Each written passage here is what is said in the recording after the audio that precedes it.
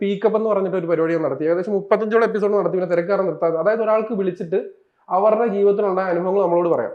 അപ്പൊ ചോദിക്കും അതെന്തിനാ പറയുന്നത്? അത് പറയുന്നത് ഒത്തിരി ഗുണമുണ്ട്. കാര്യം ഫസ്റ്റ് എപ്പിസോഡിൽ തന്നെ ഒരു പെൺകുട്ടിയെ വിളിച്ച് പറഞ്ഞു.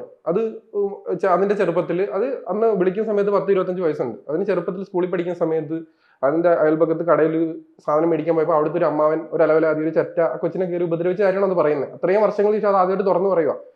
അതിന്റെ പേരോ കാര്യങ്ങളോ ഒന്നും പറഞ്ഞിട്ടില്ല. എനിക്ക് ഇന്നും അറിയത്തില്ല അതിന്റെ പേരും ഡീറ്റെയിൽസ് ഒന്നും. അതുപോലെ ഒത്തിരി പല കാര്യങ്ങൾ പള്ളിയിൽ അച്ഛന്മാരും മുസ്ലിയാക്കന്മാരും അതുപോലെ തന്നെ ഈ പറയുന്ന പൂജാരിമാരും എല്ലാം കയറി പിടിക്കുകയും ഉപദ്രവിച്ച ഒരുപാട് പേര് കാര്യങ്ങൾ പറഞ്ഞിട്ടുണ്ട്.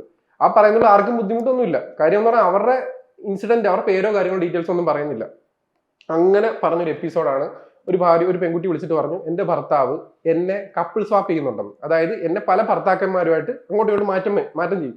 അപ്പൊ ഞാൻ ചോദിച്ചു നിങ്ങൾ എന്തിനും പറഞ്ഞ് കടിച്ചു പിടിച്ചോണ്ട് നിൽക്കുന്നത്, നിങ്ങൾക്ക് പറഞ്ഞൂടെ? പറഞ്ഞ ഒരു കുട്ടി 1-2 കുട്ടികളുണ്ട്, പുറത്ത് പറഞ്ഞാൽ തിരിച്ചു ഒരു ജീവിതം നമുക്ക് പറ്റത്തില്ല, അയാൾ എന്നെ ഉപദ്രവിക്കുമെന്ന് അറിയത്തില്ല, ഇതിൽ ഞാൻ പെട്ടു ലൂപ്പില്ല. അപ്പൊ ഞാൻ ചോദിച്ചു നിങ്ങൾ എന്തിനും എന്നോട് പറയുന്നത്? ഇനി ഒരാൾക്കും ഇത് വരരുത്. കാര്യം ഞങ്ങളുടെ തന്നെ പല ഇതുപോലെ ഗ്രൂപ്പുകൾ ഉണ്ടാക്കി പലരെയും ഭർത്താക്കന്മാർ പെൺകുട്ടികളെ എന്നെ കൊണ്ടുവരാനായിട്ട് പറയുന്നുണ്ടെന്ന്. ഞാനും ഇതേപോലെ വീഡിയോ ഇട്ടു. പെൺകുട്ടിയുടെ പേരോ ഡീറ്റെയിൽസ് ഒന്നും അറിയത്തില്ല. നമ്മൾ സ്വാഭാവിക വീഡിയോ ഇട്ടെന്ന് പറഞ്ഞാൽ അവരുടെ വോയിസ് ഉൾപ്പെടെയാണ്. അതെ, അവർ കോൾ ചെയ്ത വോയിസ് ഉൾപ്പെടെയാണ്. നമ്മൾ അവർ സംബന്ധം നമ്മൾ ആദ്യം ചോദിക്കുന്നുണ്ട്. അപ്പോൾ ആ വീഡിയോ ഇട്ടു. സ്വാഭാവികമായിട്ട് ആ വീഡിയോയും പോയി. പക്ഷെ അതിന്റെ പ്രശ്നം പറ്റിയെന്ന് പറഞ്ഞാൽ കൃത്യമായിട്ട് ഈ വീഡിയോ വന്നതിന്റെ പിറ്റേ ദിവസം ഈ വീഡിയോ വൈറലായി. ഈ പെൺകുട്ടിയുടെ സഹോദരൻ ഇത് കേട്ടു. സഹോദരൻ ശബ്ദം തിരിച്ചറിഞ്ഞു.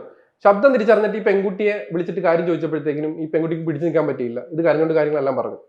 ഇത് ഞാൻ അറിയുന്നത് പിറ്റേ ദിവസം തന്നെ പോലീസ് വിളിക്കുകയാണ്.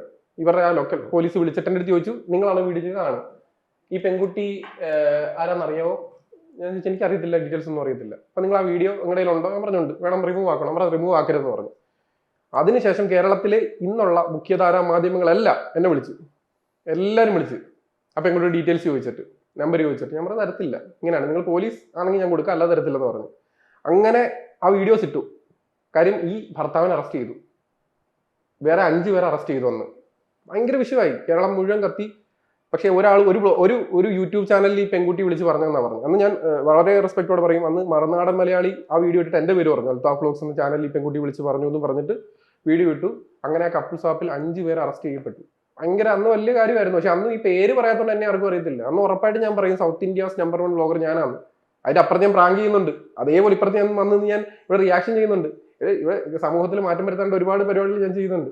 അപ്പൊ അതിൽ മറ്റാരും പറഞ്ഞില്ലെങ്കിൽ എനിക്ക് വേണ്ട, ഞാൻ പറയും കേരളത്തിന് നമ്പർ 1 ഞാൻ തന്നെ പറയും.